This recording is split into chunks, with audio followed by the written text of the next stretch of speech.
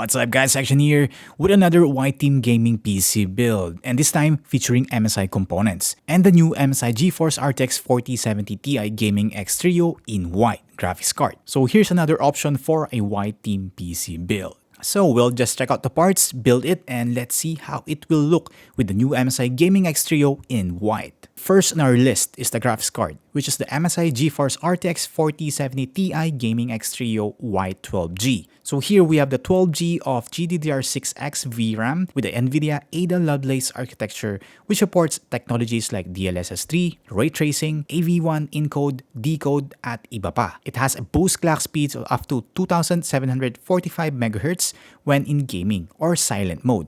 Ibig sabihin, may dual BIOS din ito. For connectivity, we have 3 DisplayPort 1.4a and 1 HDMI 2.1a port. In terms of design, syempre white theme ito, with some white and I think silver accents, which would really fit this build aesthetics with its bold lines and edges. This will occupy around 3 PCI slots with its size. The power connector nakapalob din sa GPU para hindi mag-protrude or umumbok, since it uses the new 12B high power connector. There's some RGB glow especially on the middle fan and on the MSI logo sa side. May metal backplate din and die-cast anti-bending plate sa frame, so mas matibay. May support or anti-sag bracket din siyang kasama out of the box to help support the graphics card while mounted sa PC. There's also high-efficiency carbonyl inductors, DRMOS power stage, additional fuses built into the PCB, as well as abundant thermal padding for better heat dissipation on some components, which all help to deliver consistent and better performance when needed. For the cooling solution, we have the MSI Frozer 3 thermal design, where the heatsink has copper base plate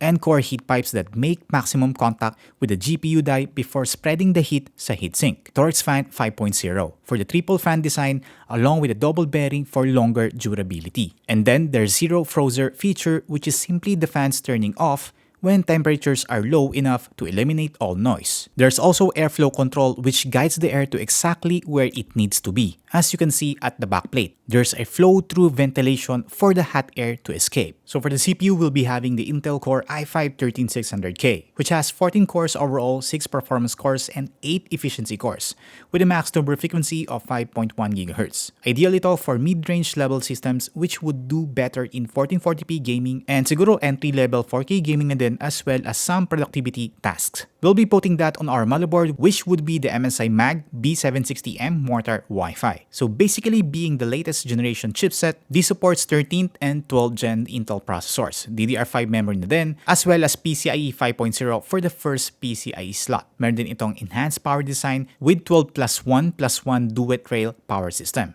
core and memory boost technologies, premium thermal solution with extended heatsink, and M.2 shield Frozer built in. There's also 6-layer PCB made by 2 owned Xtian copper and SMT process for PCIe slots and memory mounts para mas matibay and mas malinis ang signaling. So meron din PCIe steel armor for heavyweight graphics card, and for connectivity options naman, of course, we have Wi-Fi 6E, Bluetooth 5.3, and 2.5 gigabit LAN. Of course, on the design, being the Mortar product line, we have some white accents mostly sa heatsinks and then black on the PCB. On the CPU cooler, we have the MSI MAG CoreLiquid 240R V2 White. Meron itong dalawang 120mm ARGB silent fans, rotatable black head up to 270 degrees, high thermal dissipation by having split pathways on the radiator. So meron din siyang evaporation-proof tubing, radiator pump with pump motor resonance illumination courtesy of its 3-phase motor, and of course, white design. So on the storage, we have the MSI Spatium M480 PCIe 4.0 Nvme 1TB SSD. Supporting PCIe Gen 4 Nvme protocol, meron itong rated read and write speeds of up to 7,000 MB